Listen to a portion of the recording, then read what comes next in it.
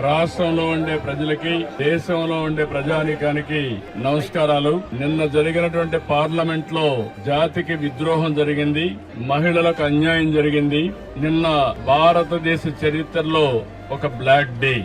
ఎందుకంటే అందరూ అనుకున్నాం మహిళలకు 33% రిజర్వేషన్లు వస్తాయి. చట్టసభల్లో ఎన్నో రోజుల నుంచి ఇది పెండింగ్ లో ఉంది. ఎన్నో రోజులు పోరాడాం. ఇప్పుడు తొందరలో చట్టసభల్లో, అటు పార్లమెంట్ లో, ఇటు అసెంబ్లీలో, కౌన్సిల్ లో 33% మహిళలు చూస్తామని ఆశపడ్డాం. ఇన్ని పోరాటాల తర్వాత అందరూ కూడా ముందుకొచ్చే సమయంలో నిన్న కాంగ్రెస్ పార్టీ, దాని మిత్రపక్షాలు ఒక విధంగా చెప్పాలంటే మహిళలకు ద్రోహం చేశారు. ఇది జాతి విద్రోహం. భారతదేశ సంస్కృతి మహిళల్ని గౌరవించడం, అన్ని రంగాలలో వాళ్ళని ఆదరించడం. అందుకని ఎక్కడైతే మహిళలు పూజించబడతారో అక్కడ దేవతలుంటారనేది మన సాంప్రదాయం, మన సంస్కృతి కూడా. అలాంటి సంస్కృతి సాంప్రదాయాలకి భిన్నంగా నిన్న జరిగిన ద్రోహం ఈ రోజు నిడదవోల్లో నిరసన తెలియజేస్తున్నాం.